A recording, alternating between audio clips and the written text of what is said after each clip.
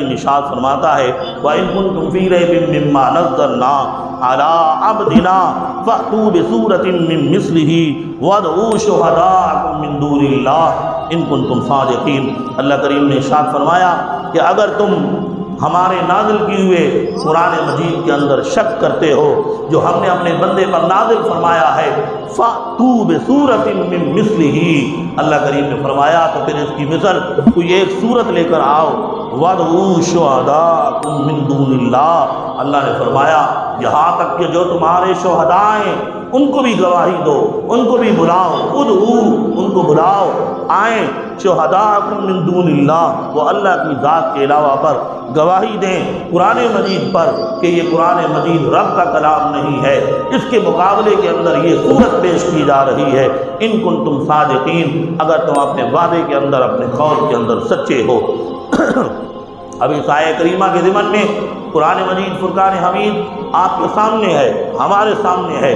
اول سے لے کر اس وقت تک اور قیامت کی صبح تک قرآن مجید کے مخالف بڑھتے رہیں گے۔ چوٹی کا دور لگایا یہود و نصارہ نے، کفار و مشرکین نے کہ قرآن مجید کے اندر رد و بدل کر لیا جائے، تبدیلی کر لی جائے، لیکن خدا کی عزت کی قسم ہے قرآن پر قربان جائیں، اللہ کی نام پر، اللہ کی عظمت پر قربان جائیں، جو اس نے قرآن مجید کی حفاظت کا ذمہ اپنے ذمہ کرم پر لیا ہے، تو قرآن مجید کا اس وقت سے لے کر آج تک مقابلہ کرنے والے قرآن کے ایک حرف تو کیا، ایک لفظ اور ایک آیت تو کیا، ایک زیر زبر شد مد کو، نقطے کو بھی جو کہ بعد میں لگا ہے، کسی اور دور میں اس کو اعراب کو لگایا گیا ہے، پہلے اعراب کے بغیر قرآن مجید پڑھا اور پڑھایا جاتا تھا۔ نبی اکرم شفیع عالم صلی اللہ علیہ وسلم جس طرح پڑھتے تھے، جس طرح آپ لے کر آئے، تشریف لے کر آئے، جبرائیل آپ کی بارگاہ میں آیتیں لے کر آتا تھا، صحابہ کو آپ پڑھاتے تھے، یہی انداز اور طریقہ تھا قرآن مجید کو پڑھنے کا اور یاد کرنے کا۔ اس کتابی صورت میں قرآن مجید حضرت سیدنا عثمان غنی کے دور میں آیا، اعراب بھی بعد میں لگے، لیکن اس اعراب کی صورت کے اندر ایک زیر زبر شد اور مد، ایک نقطے کے اندر بھی کوئی بندہ تبدیلی نہیں کر سکا، اور آج تک یہ قرآن کے ساتھ مقابلہ کیا جا رہا ہے، اور قیامت کی صبح تک یہ چیلنج ہوتا رہے گا۔ لیکن اللہ نے 1450 سال پہلے فرما دیا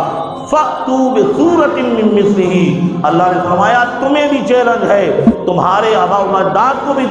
چیلنج ہے، جو تم سے پہلے گزر چکے ہیں ان کو بھی میں چیلنج کر رہا ہوں، جو تمہارے بعد آئیں گے ان کو بھی میں رب ذوالجلال چیلنج کر رہا ہوں کہ تم ایک چھوٹی سی صورت بنا کے لاؤ جو اس قرآن کا مقابلہ کر سکے۔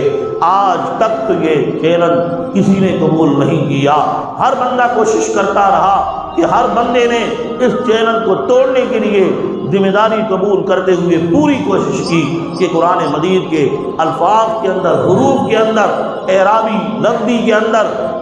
تبدیلی کی جائے، قرآن مجید کو رد و بدل کر دیا جائے، لیکن کسی کو بھی یہ جرت نہیں ہوئی۔ قرآن مجید الحمد سے لے کر والناس تک آج بھی اپنی اصلی حالت میں موجود ہے، اور قیامت کی صبح تک اللہ نے اس کی حفاظت کا ذمہ لیا ہے کہ قرآن کو میں نے نازل کیا ہے اور اس کی حفاظت کا ذمہ بھی میرے رب ذوالجلال